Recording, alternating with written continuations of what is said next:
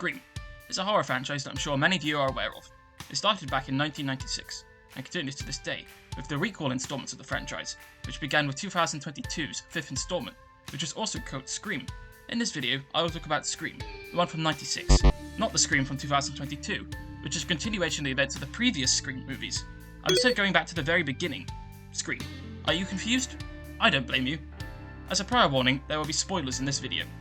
Anyway, the original Scream follows Sidney Prescott, played by Neve Campbell, as she and her friends are stalked by a mysterious ghost-faced killer who's begun to terrify the fictional town of Woodsboro.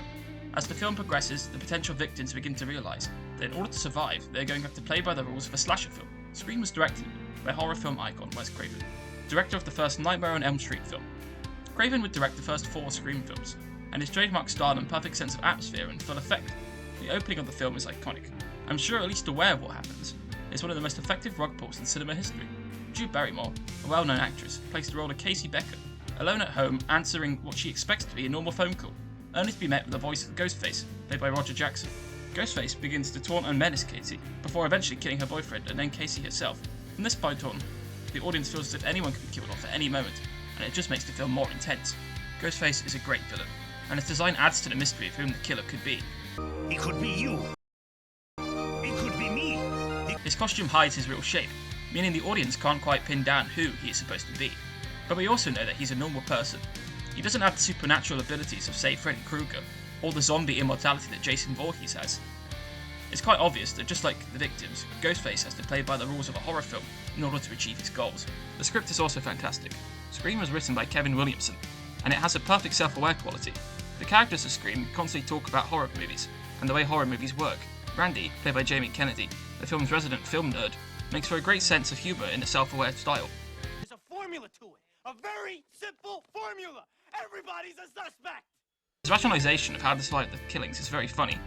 I especially love the scene in which he is watching Halloween, telling Jamie Lee Curtis's character that the killer is directly behind her, but at the same time, Ghostface is directly behind him.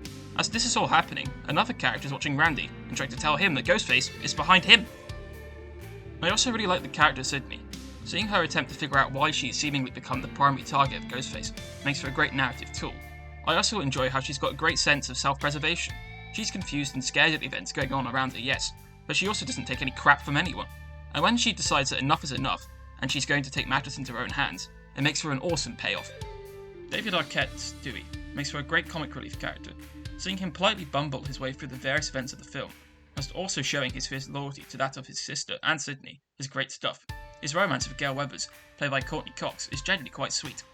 The once, the only, and future Gene Cousineau, Henry Winkler, also appears in Scream, and he's just as great as you would think he would be. It would also be a true crime for me to talk about Scream and not mention Matthew Lillard. Oh, it's beautiful. He completely owns this film. When it is revealed that Ghostface is 2 people, one being Stu, Lillard's character, he becomes one of the most entertaining villains of slasher history. He generally seems insane, and is completely committed to the role. This juxtaposed with Skeet Ulrich as Billy Loomis, the other half of Ghostface, makes for a great implied detail that Stu has only taken part in the killings because, well, Billy told him to do it. Did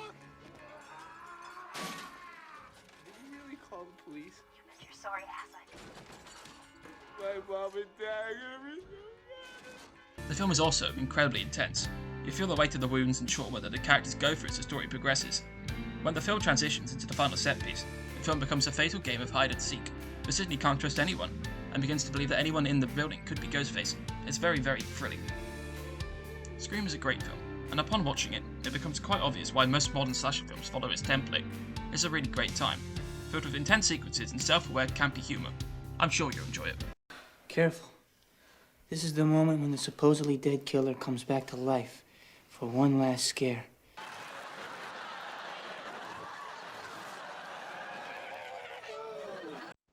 Hi, thanks for watching. Did you enjoy the review? If so, please like and subscribe. It'll help the channel to grow. I hope to see you watching another video again sometime soon. Thanks again.